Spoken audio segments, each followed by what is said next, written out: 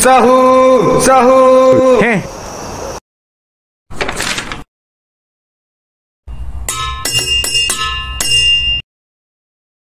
Tu hari ni aku nak buat eksperimen pasal makanan kat bazar ni, yang dikatakan banyak masalah kat sini.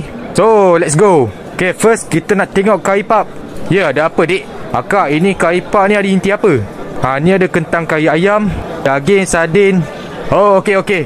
Kita ada bahan pemboleh ubah manipulasi, iaitu adik kecil yang tak puasa ni. Adik, rasa ni. Oh, ada inti. So, kabar angin yang makcik ingin jual kari pap angin tu sekadar kabar angin je lah. Tak, makcik memang jual kari pap angin. Mana? Bukan kat sini lah tapi kat sana. Wow, belon bentuk kari pap. Dijamin dek, kari pap ni ada inti angin. Lokasi kedua, Mutabak Martabak.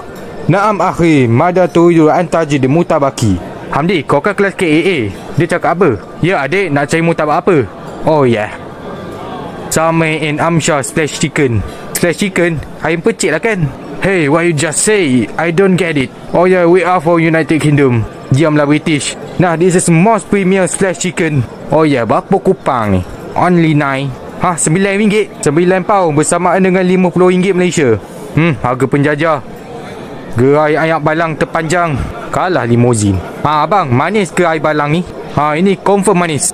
Kalau compare dengan senyuman crush kau, yang ni lagi manis. Mana abang tahu manis? Tengok kaki member abang bawah meja ni pun dah tahu. Ayo, dah tahu. Jabatan agama sudah sampai.